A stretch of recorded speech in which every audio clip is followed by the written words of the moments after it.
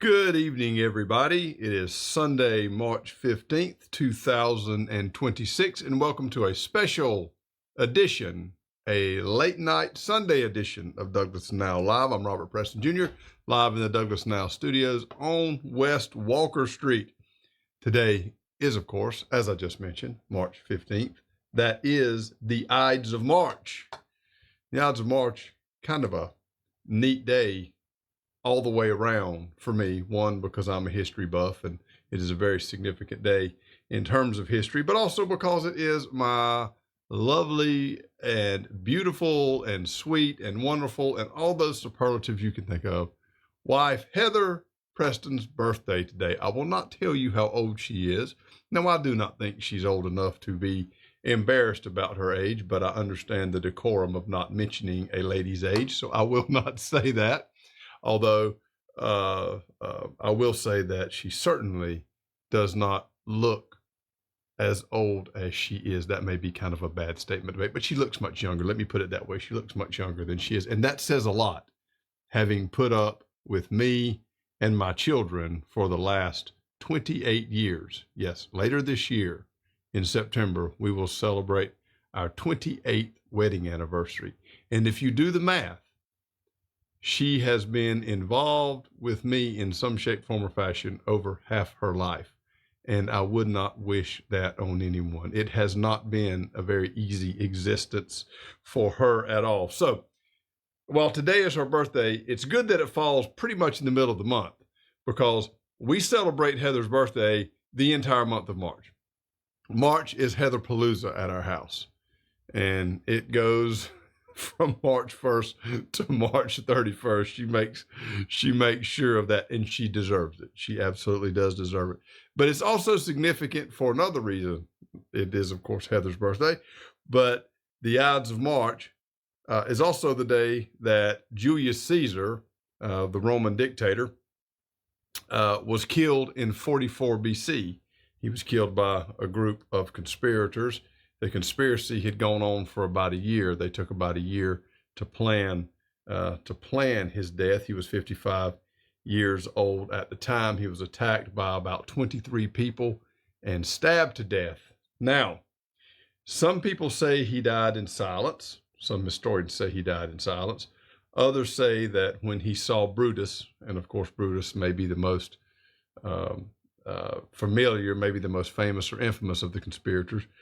He was a friend of Caesar's. When he saw Brutus, he said, "You too, child," and then he died. It was almost instant. You got 23 people stabbing you. It's not going to take very long. Of course, in the play, Julius Caesar, William Shakespeare wrote that Caesar saw Brutus and said, "Et tu, Brute," which means "and you too, Brutus." Then fall Caesar, and then after saying that, he fell over dead. That almost certainly did not happen, but he may have looked at him and said, "You too, child," as he fell dead. But I remember, in school, we saw dramatizations of this. There were some television adaptations or some videos of plays, of big productions where they did this on stage. And of course, the old blind soothsayer says, "Tell Caesar to beware the Ides of March." And he kind of sloughs it off. Now, there is evidence to suggest that Caesar knew there would be an attempt on his life, and he was offered bodyguards or some type of security detail as best as they had it back then, and he refused that. And of course, it ultimately led to his death. So, 2,000 and something years ago, not quite 2,100 years ago, Julius Caesar killed on the Ides of March, March 15th, 44 BC. He had been dictator, I think, for, 4 or 5 years, something like that. It's an interesting. Julius Caesar is one of my favorite historical figures. Very interesting. Roman history, all that kind of stuff. I really like it. I'm kind of a nerd when it comes to Roman and Greek history. One of the things I'm looking forward to this year. Now, I have become less of a movie fan lately because I get tired of the junk that's in Hollywood, right? I just want to go, if I watch a movie, I just want to go watch a movie and be entertained. All right. I don't want all these different themes and what have you interjected into what I choose for entertainment. But I am waiting anxiously over the next few months for the release of The Odyssey. All right, I believe Matt Damon plays the title character there of Odysseus. Next to the Bible, The Odyssey is probably my favorite work of literature. All right, particularly of ancient literature. Of course, Bible number one, The Odyssey second. It is a phenomenal book. There's so much there. And what I hope they do, this is what scares me, is they're going to change the story. Hollywood always takes things, for example, the movie Troy, all right, which Troy, the events of the movie Troy, even though they're not exactly as Homer wrote them down, that movie, that precedes the Odyssey. All right, so the movie Troy tells of the Trojan War. Then you have which is the Iliad in the in Homer's adaptation. Then you have the events after the Trojan War, which was Odysseus trying to get back home. It took him 10 years to get home. It was a 10-year Trojan War, then 10 years of Odysseus getting back home. So he was actually away from his wife and his family for 20 years. And Troy changed a lot of the original narrative. I hope that the Odyssey does not. I hope that we leave it alone and we can see an adaptation of the original work of Homer brought to life on the big screen. It's a phenomenal story, and I really like it. I really like it. Again, there's some religious elements there with the gods and the goddesses, and it's fiction. I don't believe it, not interested in that kind of stuff. You know, it is what it is. It's just a story, but it's good stuff. One of my favorites. So anyway, all that, I love it. The Ides of March. I can always remember Heather's birthday because it is on the Ides of March, and I can always remember the death of Julius Caesar because it's on Heather's birthday, which again is on the Ides of March. So it's a big, giant, nerdy circle for me at my house. So March 15th is a pretty big day for us. It's a pretty big day at the house. So a couple of stories I want to get to. We've got some weather to talk about. We also have some sports history made at South Georgia State College and also at CCA, weather permitting tomorrow, which, you know, this is all going to be tied together. Weather permitting, there's going to be some sports history at CCA. Sports history was made yesterday by the South Georgia State College basketball team. I want to talk about that. But first, I want to get to the weather, what it means, what we can expect tomorrow as best as we can tell. And of course, most people know by now that school's been canceled. We'll talk about that as well. So I want to get to all that here in the next few minutes. But first, let's take a quick break. We'll come back and talk a little bit about the weather. When someone is injured in an accident, they need three things: answers, a plan, and a legal team they can trust. That's what you get at the law office of Bruce Edwards in Douglas, along with a healthy dose of old school toughness and modern strategy to boot. We are here to help. Give us a call and let us work for you.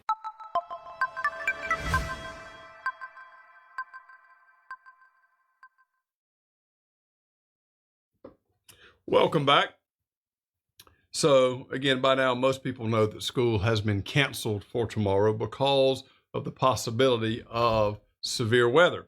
The school system released this, and our picture's a little bit too big for our screen here, and the part of it's cut off here. Schools closed Monday. Severe weather is in the forecast for South Georgia early tomorrow morning through noon. After consulting with the Coffee County Emergency Management Agency and the National Weather Service, Coffee County schools will close for students and staff on Monday, March 16th, 2026. So no school tomorrow for students or staff.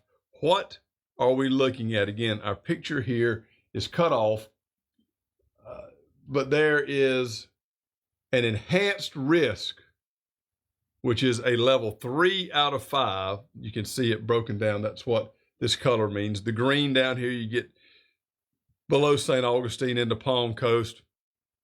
That is a very low risk. All right, so you're not expected much here. You get in here into this yellow. It is a possible risk. And then when you get here to where Coffee County is, you've got Woodbine, Waycross, Jessup, all of that. That is an enhanced risk, a level 3 out of 5. And then we don't have any red areas on this map. And then a purple area would be 5. So again, we're looking at 3 out of 5. So what does that mean? All right. It means that strong to severe thunderstorms are possible in the morning and afternoon. We're looking at potential of damaging winds. A few tornadoes are possible, and hail. All right. Now, this is not a surprise. Or let me back up. I don't find it surprising because this stuff kind of happens this time of the year. All right. And when you get here, late winter, early spring, when the weather's changing, we can get some volatile systems that move in. All right. And typically they move in from the west. They come across. I know we've had several near misses over the years. This is one of those things. And when it comes to canceling school, it's a tough call to make because we've seen school canceled when nothing happened. All right. And a lot of people will advocate for school to be canceled. Then when it's canceled and nothing happens, well, why did we cancel school? All right. Again, you're looking here at an enhanced risk. All right. What does enhanced risk mean? It means it's a possibility. In my mind, it means it's a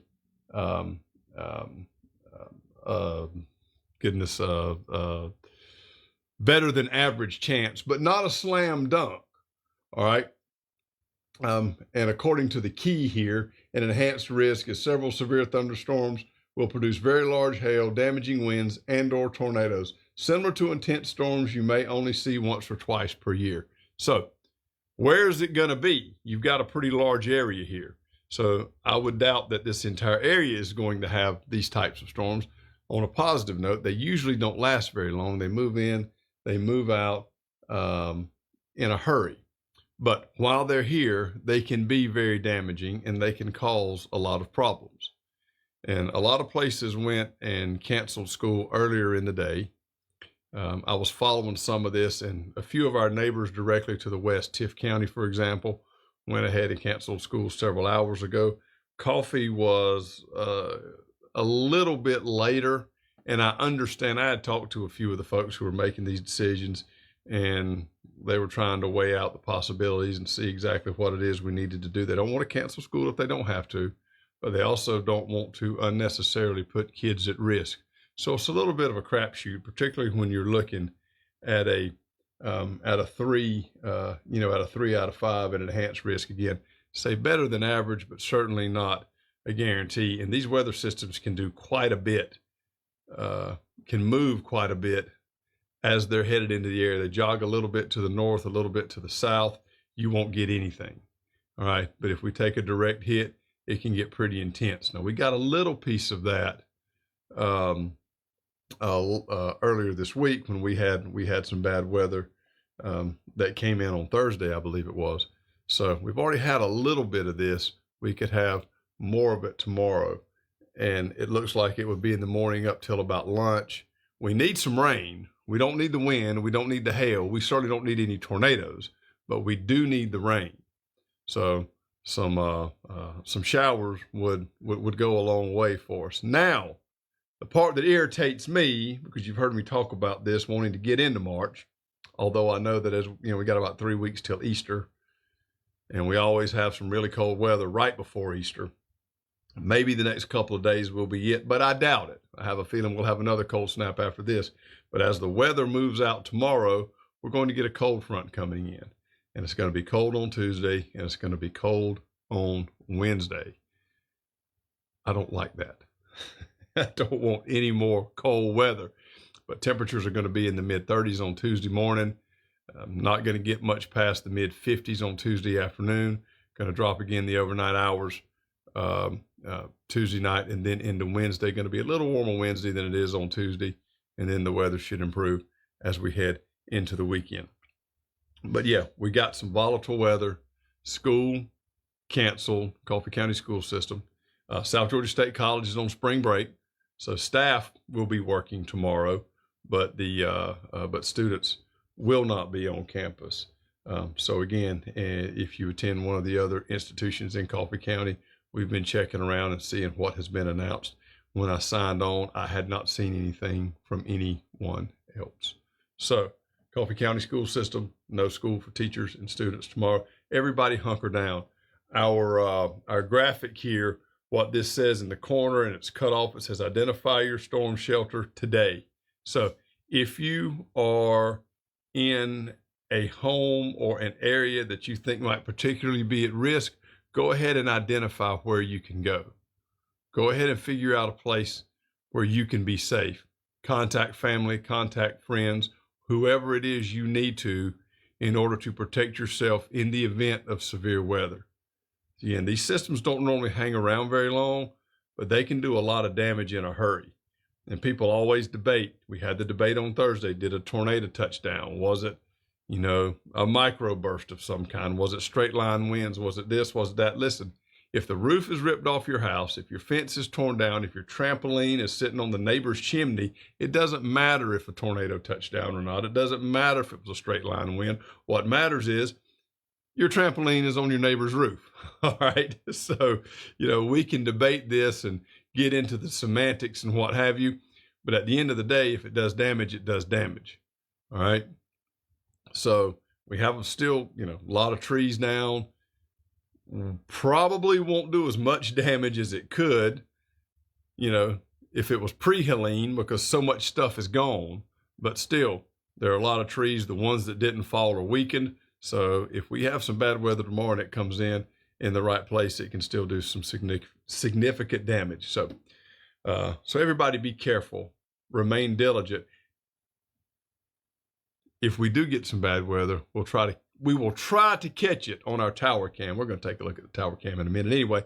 We'll try to catch it, but I don't want the bad weather to come in. I wish it would move a little bit one way or the other, not to damage anybody else. And I always feel a little bad when I say that. Well, we want it to go north. We want it to go south. We want it to go here, there, what have you. What that means is it's going to hit somebody else. And I don't want anybody else to get hit. What I would like for this thing to do is for this system to move in and be much, much weaker than anticipated and not do any damage to anyone. But everyone remain vigilant. We have an enhanced risk of pretty bad weather tomorrow. Again, possible tornadoes, hail, heavy rains, damaging winds. It could get rough. All right. So everybody stay safe, stay diligent, be vigilant, and identify where you can go if you need to. All right. And we will be providing weather updates as we move through the day as well. If we receive any information that we need to pass on, we will absolutely do it. So again, everybody stay safe. History. Listen, we've talked about it before. Championship watch, new sports or new chapters of sports history being written on a yearly basis here in Douglas and Coffee County. It's a lot of fun. We had something happen yesterday that hasn't happened before, and we've got something happening tomorrow, weather permitting, for the first time ever. We want to get to that in just a second. Let's take a break. We'll be right back.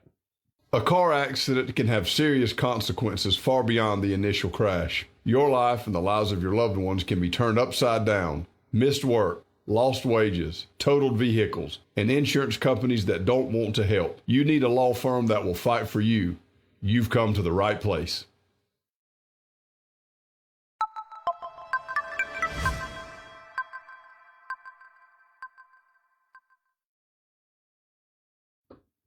Welcome back. South Georgia State College basketball. I was out of town yesterday, so I did not get to come on here live and announce that we were on championship watch, but I did put it on the Facebook page. I actually did it on Friday night, the Douglas Now Facebook page. South Georgia State College basketball had an abysmal start to the season this year. A wretched start after winning the GCAA, that's the Georgia Collegiate Athletic Association, the conference in which all of South Georgia State College athletics plays. After winning the championship last year, going to the NJCAA National Tournament in Hutchinson, Kansas, started out this year, maybe seems like 3-9, something like that. Just absolutely horrible start. Certainly not what you thought the defending conference champions would play like. But then they turned things around. They won their last 11 in a row. They have won 20 out of their last 23 and finished with an absolutely phenomenal run through the GCAA tournament. Beat Central Georgia Tech Titans yesterday, 75-74, in a very, very hard-fought contest. South Georgia had a 1-point lead, a 34-33 lead at halftime. In the second half, both teams scored 41 points. But that 1-point advantage that South Georgia had at halftime, of course, when they both scored 41, that held. Reggie White hit the go-ahead free throw at the end of the game. The Titans had an opportunity to win it at the buzzer. The shot missed. South Georgia won its second consecutive conference championship. This is the first time that any South Georgia College or South Georgia State College basketball team has won back-to-back conference championships. Not only did we win consecutive conference titles, the Hawks have also won 4 out of the last 6 championships and have advanced to the national tournament in again in Hutchinson, Kansas. Phenomenal run. Head coach Corey Baldwin has done an incredible job. We made a post yesterday about South Georgia winning, just a blurb. We're going to get a story up. We're going to talk a few stats here. We're going to get some of this stuff in a story. But someone shared that and aimed it at Clayton State and said, you know, Clayton State needs to hire Corey Baldwin. No, Clayton State does not need to hire Corey Baldwin. We need Coach Baldwin to stay here at South Georgia State College. Again, he has done a phenomenal job since he's been here. He's had the kind of success. You know, think back to any team that we've had at South Georgia. The swim team of several years ago comes to mind as maybe the only thing that I've seen us experience year in and year out. All right. The swim team was a top 10 team in the country every single season a few years ago. Now, of course, we don't have a swim team anymore, but when we did, we were really, really good. And usually we were the best swim team in the country that did not have a diving team as well. Because if you look at college, swimming and diving are lumped together. So the points that you get in swimming, the points that you get in diving are calculated together in terms of team score. We didn't have a diving team. So when we went to the national swim meet, we were competing against teams that did have diving. And then, of course, you've also got Indian River State College down in Fort Pierce that wins every single national title and has for a gazillion years. So if you finish second to Indian River, you've sort of won the national title, because nobody beats Indian River. And there were a couple of years where one or both of our teams did finish second in the nation, but we were routinely top 10, top 5, year in and year out. And for a school of our size without diving, it was pretty significant. Now, basketball has come along and been on an incredible run the last 6 years. 4 out of 6 conference championships. That's going to the national tournament 4 times. Or this year will be the 4th. We've been 3. This will be the 4th. It's phenomenal. It's an incredible run, and Coach Baldwin and his staff have done a great job. And it's not easy with, you know, moving the program from Waycross here. Now, they play a lot of their home games in Waycross, but the kids live over here and practice over here, and they travel to Waycross for their games. So it's not an easy schedule, but Coach Baldwin has made it work, and not just made it work, he has flourished in that system. And again, headed back to the NJCAA tournament. Reggie White, who hit the go-ahead free throw, that ultimately proved to be the game winner, led the way with 18 points. Jeremy Anderson had 17. Trey Calloway had 10. Chandler Thomas had 12. Those were the 4 Hawks in double digits. Among the starters, Aaron Jones rounded it out with 5 points.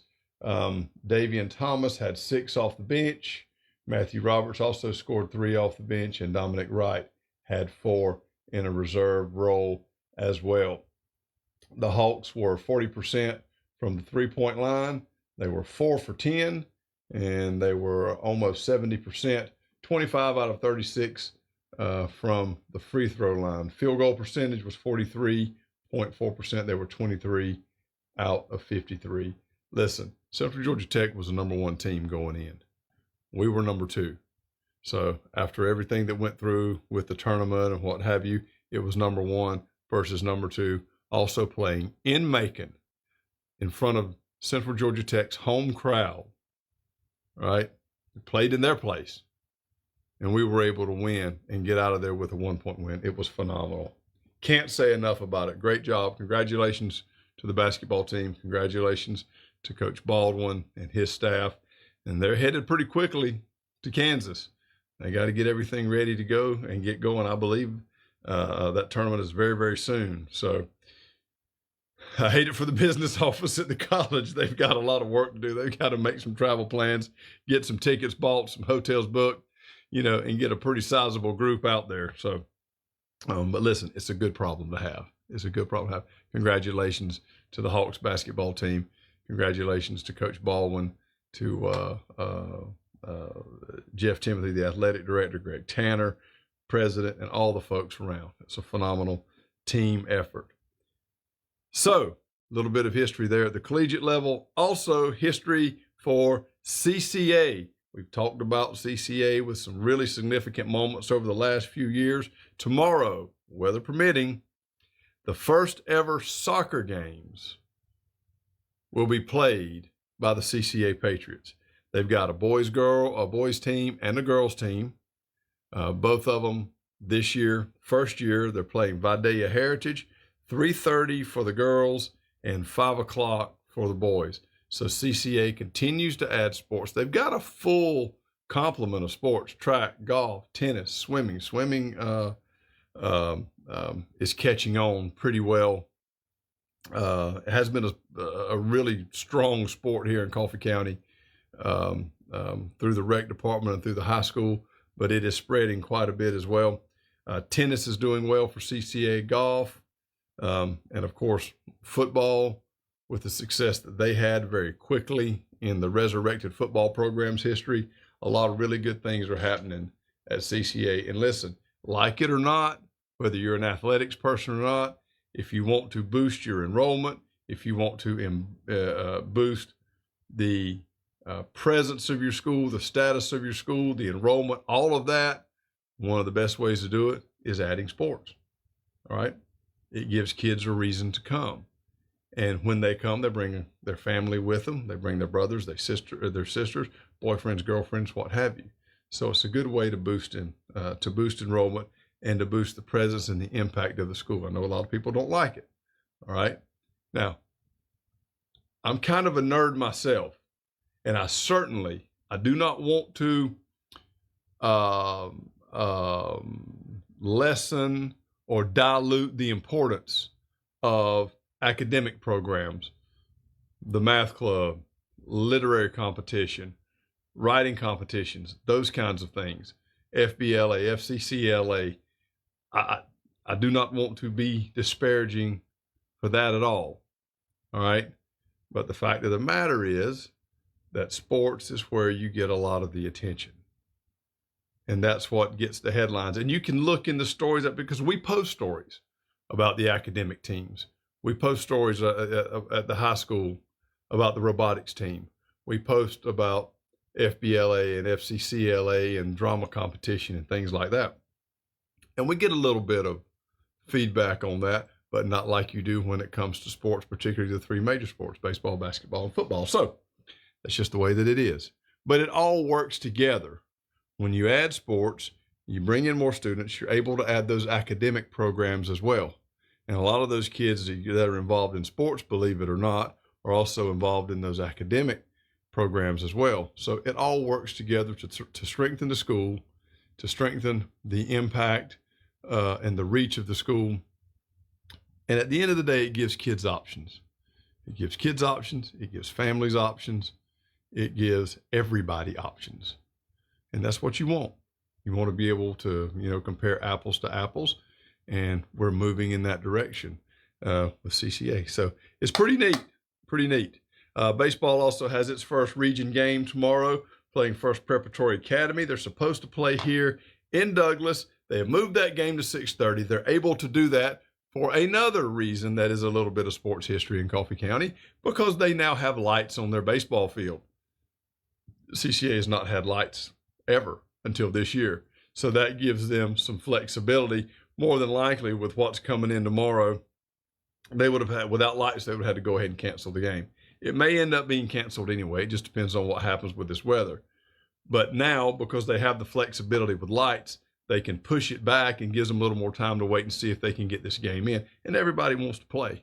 It's a region game, all right? So you want to get it in. So yeah, having lights gives them a little more flexibility, and again, gives them more options with trying to figure out what to do in the case of inclement weather. So CCA, again, opening a new chapter tomorrow. It's going to be a lot of fun. Now, what that means for me is more work, because now I got more sports to cover, and I can't cover all that we've got right now. The spring sports season is very difficult to cover everything, and we try to do the best we can, but we don't do it all. Again, I've mentioned this. It gives me an appreciation for what Walter Jardine used to do, right? Because he used to get everything in, and we do the best we can. It's hit or miss sometimes, but we certainly want to make sure that we give our kids and our coaches and our administrators the credit that they deserve for the work that they do and the successes that their school has. Again, whether it's an academic success or an athletic success, we want to make sure we cover all of it. So it's been a big weekend. It really has been. Congratulations, South Georgia State College. Also, congratulations to CCA for adding its soccer program. Baseball team is on a roll. It looks like we're headed for another deep postseason run. Looking forward to that. So yeah, we've got a lot of work to do and a lot to cover. If you don't like sports, bear with us till the end of school, all right? Because we've got a lot of sports to cover. We're gonna do the best that we can. But yeah, school canceled tomorrow. Again, going back to our weather discussion, everybody be safe. Please be safe.